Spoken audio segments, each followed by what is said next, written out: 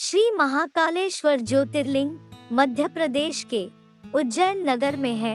पुण्यसलिला क्षिप्रा नदी के तट पर स्थित उज्जैन प्राचीन काल में उज्जैनी के नाम से विख्यात था। इसे अवंतिकापुरी भी कहते थे। यह भारत की परम पवित्र सप्तपुरियों में से एक। महाभारत, शिवपुराण एवं स्कंद पुराण में महाकाल ज्योतिर्लिंग की महिमा का पूरे विस्तार के साथ वर्णन किया गया है। प्राचीन काल में उज्जैनी में राजा चंद्रसेन राज्य करते थे। वह परम शिव भक्त थे। एक दिन श्रीकर नामक एक 5 वर्ष का गोप बालक अपनी माँ के साथ उधर से गुजर रहा था। राजा का शिव पूजन देखकर उसे बहुत विस्मय और कौतूहल हुआ। वह स्वयं उसी प्रकार की सामग्रियों से शिव पूजन करने के लिए लालायित हो उठा। सामग्री का साधन न जुट पाने पर लौटते समय उसने रास्ते से एक पत्थर का टुकड़ा उठा लिया। घर आकर उसी पत्थर को शिव रूप में स्थापित कर पुष्प, चंदन आदि से परम श्रद्धा पूर्वक उसकी पूजा करने लगा। माता भोजन करने के लिए बुलाने आई, किंतु वह पूजा छोड़कर उठने के लिए किसी भी प्रकार तैयार नहीं हुआ। अंत में माता ने झल्लाकर पत्थर का वह टुकड़ा उठाकर दूर फेंक दिया। इससे बहुत ही दुखी होकर वह बालक जोर जोर से भगवान शिव को पुकारता हुआ रोने लगा। रोते रोते अंत में बेहोश होकर वह वहीं गिर पड़ा।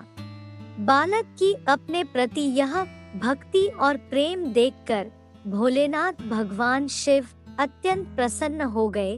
बालक ने जैसे ही होश में आकर अपने नेत्र खोले तो उसने देखा कि उसके सामने एक बहुत ही भव्य और अतिविशाल स्वर्ण और रत्नों से बना हुआ मंदिर खड़ा है।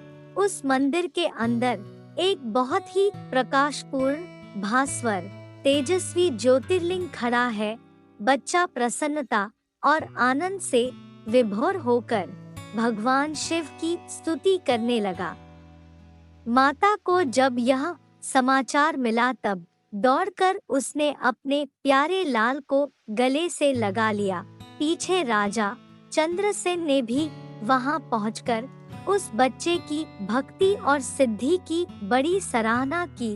धीरे धीरे वहां बड़ी भीड़ जुट गई। इतने में उस स्थान पर हनुमान जी प्रकट हो गए। उन्होंने कहा, मनुष्यों, भगवान शंकर शीघ्र फल देने वाले देवताओं में सर्वप्रथम है। इस बालक की भक्ति से प्रसन्न होकर उन्होंने इसे ऐसा फल प्रदान किया है जो बड़े बड़े ऋषि मुनि करोड़ों जन्मों की तपस्या से भी प्राप्त नहीं कर पाते। इस गोप बालक की 8वीं पीढ़ी में धर्मात्मा नंदगोप का जन्म होगा। द्वापर युग में भगवान विष्णु कृष्णावतार लेकर उनके वहां तरह तरह की लीलाएं करेंगे। हनुमान जी इतना कहकर अंतर्धान हो गए। उस स्थान पर नियम से भगवान शिव की आराधना करते हुए अंत में श्रीकर गोप और राजा चंद्रसेन शिवधाम को चले गए। इस ज्योतिर्लिंग के विषय में एक दूसरी कथा इस प्रकार कही जाती है। किसी समय अवंतिकापुरी में वेदपाठी तपोनिष्ठ एक अत्यंत तेजस्वी ब्राह्मण रहते थे। एक दिन दूषण नामक एक अत्याचारी असुर उनकी तपस्या में विघ्न डालने के लिए वहां आया। ब्रह्मा जी से वर प्राप्त कर वह बहुत शक्तिशाली हो गया था। उसके अत्याचार से चारों ओर त्राहि मची हुई थी।